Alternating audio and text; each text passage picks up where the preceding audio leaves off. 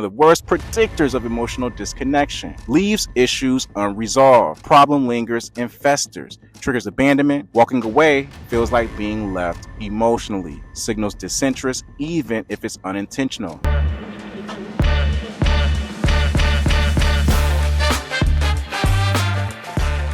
Hey, what's up, fellas? It's Randy Wineglass. Welcome to my channel, Man Up Mental Health. Today, we're going to talk about the 10 most destructive phases in relationships that kill trust and intimacy.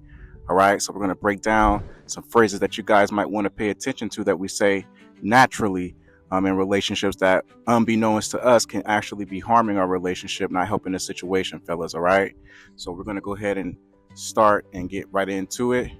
Thank you for watching the channel. So let's break it down. Let's look at some stats around communication. Words don't just hurt, they shape your entire relationship. Dr. John Gottman found that couples who frequently use harmful language have a 90% chance of divorce. And here's the scary part. Most men aren't even aware they're saying things that silently destroy trust. It's not about being toxic, it's about being unaware of how your words land. I talked a little bit about that in the previous video. This video is going to break down the 10 most destructive phrases you might be saying to your partner and what to say instead if you want to be a man of emotional leadership and strength. So stick to the end of the video. Some of these points are definitely going to shock you, all right? As I was going through this research, I was even shocked myself, guys. I always try to educate, teach you guys something that I didn't even learn. Stick around for number one because it's a phrase most men use thinking it's honest, but it actually kills intimacy fast. So first one, number 10, you always, you never. This creates defensiveness. These phrases feel like attacks, not observations. Generalizes behavior, ignores exceptions, and dismisses positive behavior. Blocks accountability. Your partner feels they're being judged, not understood. Escalates arguments. Absolutes fuel emotional fires, not solutions. It erodes self-worth. Implies the person is incapable of change, right? What to say instead? I've noticed a pattern and it makes me feel. All right, a quick stat for you guys. 65% of communication breakdowns in couples involve generalized accusations. That's from the American Psychological Association 2021 research, all right? Number 9, calm down. This triggers more emotion. No one has ever truly calmed down by being told to, right? This dismisses their experience, sends a message that their feelings are invalid. Signals control, not connection.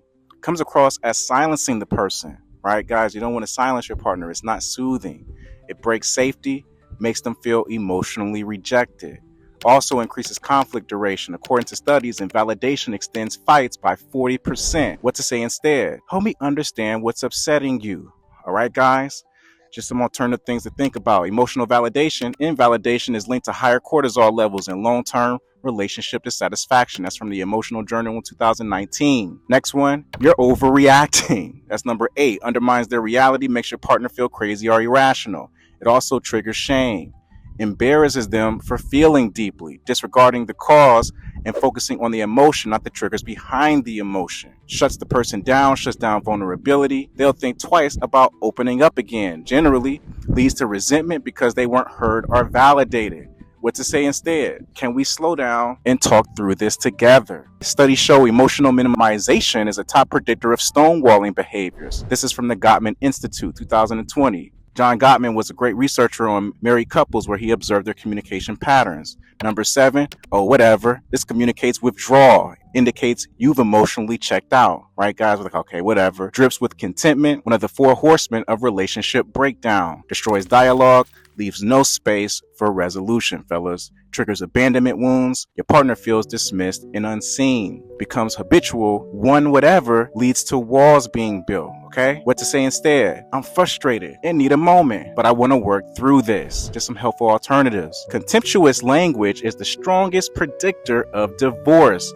According to 20 plus years of research by Dr. John Gottman, he observed couples, married couples for 2 decades, fellas, where he was collecting data on their communication. So number 6, you're just like your mom or dad. This weaponizes family pain, hits where it hurts most, family identity. Feels like betrayal, especially if you know that relationship with their family is complicated. Lacks relevance, distracts from the actual issue, all right, guys? Stirs generational trauma, reopens old emotional wounds. emotions, creates long-term damage. This type of comment can't be easily forgotten, fellas. What to say instead? This reminds me of something we've struggled with before. Can we talk through it? Personal attacks tied to identity are rated as the most emotionally painful comments in romantic conflicts. This is from Harvard Health 2022. You see this a lot. Man, you're just like your mom, you're just like your dad. Number 5, I don't care. This signals emotional disengagement. Tells them they no longer matter. Erodes intimacy. Love is built on shared care. Feels like rejection, especially in vulnerable moments, fellas, is often untrue. You know you care, guys.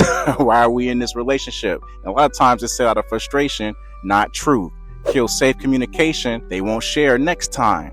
What to say instead? Hey, I'm overwhelmed, but I do care. I just need some time to sort this out. All right? Couples who feel emotionally dismissed report 3 times lower relationship satisfaction. Journal of Marriage and Family Therapy 2020. Number 4, it's not a big deal. This invalidates. It may not be big to you, but it is to them. Shuts down conversation, says their feelings aren't worth exploring, right? Creates power imbalance. You become the judge of what matters. Think about this, fellas. Fuels emotional distance. They start bottling things up, right? Those silent treatments, those cold, silences during dinner leads to explosive arguments later. Suppressed emotions build. What to say instead? It matters to you, so it matters to me. Let's talk. All right, guys, it's the healthiest approach. Emotional invalidation is one of the top 5 predictors of infidelity risk. That's from the American Psychological Association in 2018. Number 3, you're too sensitive. Oh man, hey guys, I'm even guilty of saying this, right? This criticizes personality, not behavior. Attacks the core of who they are. It blames the receiver, avoids responsibility for what you said, right? For what I said. Reduces connection. You can't connect when someone feels flawed for feeling, right? Promotes emotional shutdown. They stop expressing anything for the most part. Deepens insecurity, especially if they already struggle with self-doubt, maybe around emotional expression. What to say instead? I didn't mean to hurt you. Can we talk about how that landed? Language that criticizes personality traits is more damaging than behavior critiques by 70%. This is from the University of Michigan, 2021. As you see, guys, researchers are doing studies on this stuff, so it's very important. Number 2, I'm done talking about this. All right, I'm out of here. This creates stonewalling, one of the worst predictors of emotional disconnection. Leaves issues unresolved. Problem lingers and festers. Triggers abandonment. Walking away feels like being left emotionally. Signals disinterest, even if it's unintentional. A lot of times we care. Prevents growth. Every unresolved issue is a missed opportunity to deepen understanding. What to say instead? I need to step away and cool down a bit, but I promise to come back to this. All right? You see how much more warm that is? How much more calm that is? Stonewalling is associated with a 70% increase in emotional isolation and a 50% reduction in sex frequency. You guys ain't getting none? Watch what you're saying out your mouth, all right? It's really important. You want to increase that intimacy, increase that affection. I'm just being honest. Last one. Mask cruelty as clarity. Honesty without kindness is brutality.